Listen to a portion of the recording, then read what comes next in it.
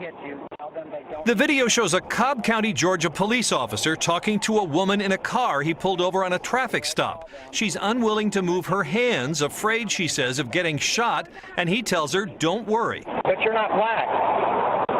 Remember, we only kill black people. Yeah, we only kill black people, right? Hello. In the wake of the persistent murders of black youths by law enforcement agents in the US and a few other places, most of us who are Africans and Africans in the diaspora are once again confronted by the uncomfortable topic: how and when should we talk to children about race and racism? Should we even talk to children about this topic? I know that our first instinct is to shield our children from it. As parents, it's natural for us to want to shield and protect our offspring from unpleasantness, and very few topics are more difficult to confront than race. Unfortunately, the world is the way it is. It is really difficult to talk about racism, and yes, even mercy, particularly because nobody wants to raise children with the fear of other human beings. On the one hand, we're being forced to prepare our children for a world which is determined to belittle them, while on the other hand, we do not want to raise children who see race as the only determining factor in the way they interact with other people. We definitely do not want to raise children who, due to the oppressive systems in the world, turn out to be racists. So just how do we find a balance? Since the reality is that parents of black children and children of mixed races do not have the luxury of choosing whether or not to talk to their children about race.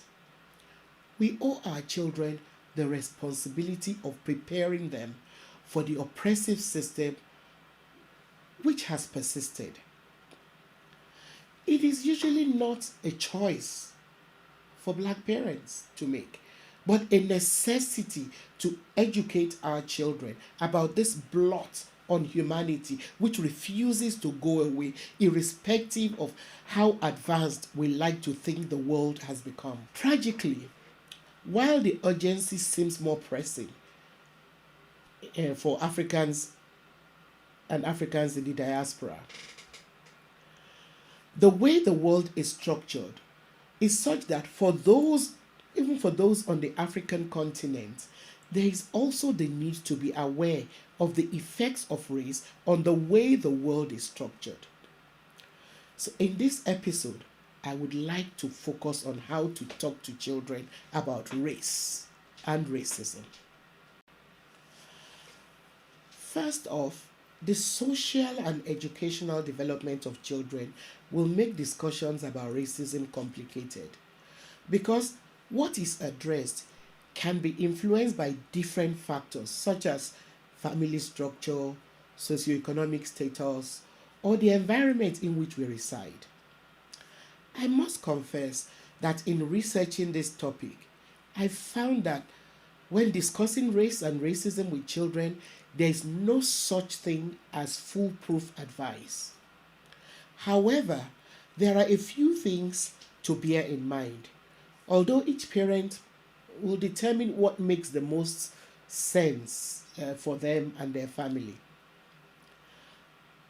Come to think of it, going by the way things have been progressing, especially since the Trump administration has opened the gates wider for formerly closeted racists, white parents who are themselves not racist owe their children a responsibility of talking to them about race and its complications. So, how do children learn racial bias? Well, they learn about racism and racial differences and racial bias from a very early age, and they learn it from their first teachers, us, their parents. We're the ones who model to them how to deal with and react to racial differences. The process of learning racial bias or tolerance is similar to the way children learn language. Without making any effort to deliberately teach them, children assimilate our attitude to race in much the same manner as they comprehend the primary language spoken around them. Much as most of us might want to think that children are colorblind, it is safe to say that they lose that color blindness very early in life, because children have the ability to internalize racial biases from their parents, carers, and other people with whom they interact as early as age 2. By the time they're in their early teens, most children already have set beliefs about race. So we owe our children a responsibility to help shape their outlook on race in a positive way. Unless you're an avowed racist, you must believe that all humans are the same. However, race is also a normal aspect of life. It's no use denying that there are racial differences. The world is made up of people of different hues and various physical attributes.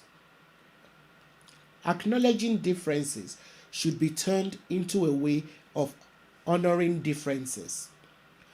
It is better that we point out the difference to our children in a way which honors the humanity of all races, rather than leave them to find out from outsiders who want to capitalize on differences.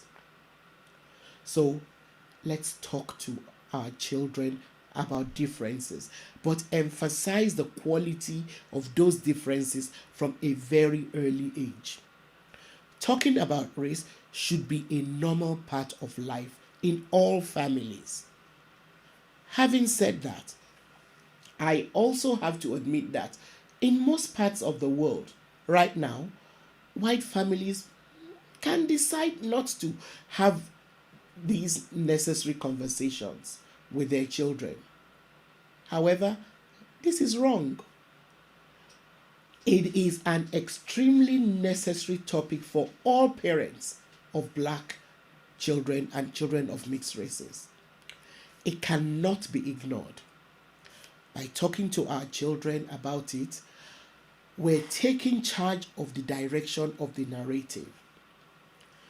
Sadly, it's true that some black parents don't want to think about racism because they don't want to teach their children about inequalities. They maintain that children should see themselves the same as all other children. While there is nothing inherently wrong with this motive, it can also be a way of setting children up for harm. So as parents, we owe our children a responsibility of preparing them to be mindful of the environment in which they are raised. We must speak up about racial disparities and how people are often treated differently based on racial differences. We must educate children to be self-conscious, smart, and protected. We should draw on history to explain why the world is the way it is. We can also look to culture for people who have stood up for equality and justice. Let's teach our children to take pride in battles that have been fought and won, but let them know that the war is still ongoing. As parents, we need to help our children navigate their curiosity. We need to be sensitive to our children's needs. Most children are curious about the environment and its people, they generally look to their parents for explanations. This is a good reason why we need to educate ourselves in readiness to answer questions that our children might have. And you do not necessarily fail your children if you do not immediately have the answers to the questions they raise. It's okay to admit to your children that you do not know the answer immediately, and or I'm not sure. But we do owe them the responsibility of letting them know that we will find out, or we could even challenge them to join us in finding out answers to questions they might be curious about with regards to race and racism. So, as parents, our role is not just to teach our children our values and how to accept everything that we believe in. It's important to also teach them that when unsure, they need to equip themselves with the right information. So, as a parent, if you don't know what to say immediately, it's okay to get back to the question. When children ask questions, their thoughts and expectations are all worth addressing. As parents, we should make the time to understand why the question is posed and help our children to navigate their curiosity. I know that one of the big things behind any parent's mind would be, so how do you make something as major as race relatable to a child? Race and racism, no matter who you are difficult to explain to children. But it's all right as parents to be wary of the fact that the concept of racism may be damaging or terrifying, especially if the child is likely to be an object of racism. The fear could also stem from the fact that as a parent, you might have experienced racism yourself. It is, however, necessary to use that fear by turning it into strength. Rather than shy away from it, let's confront it and use it to motivate our children. To remain silent out of fear of racism is to concede power, which can harm our children, who will be left vulnerable to it if we allow the fear of racism to keep us from empowering the next generation.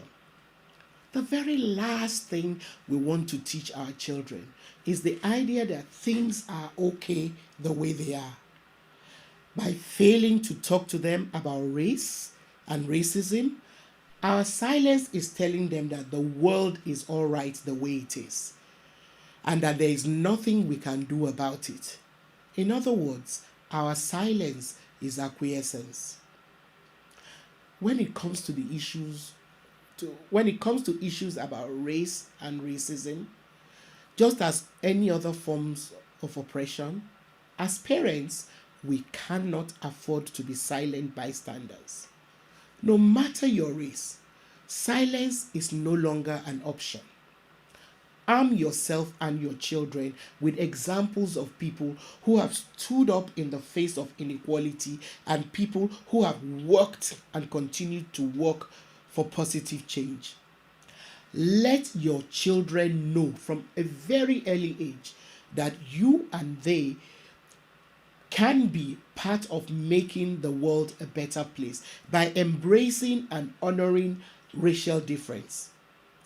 That way, we are showing our children that racism is not inevitable.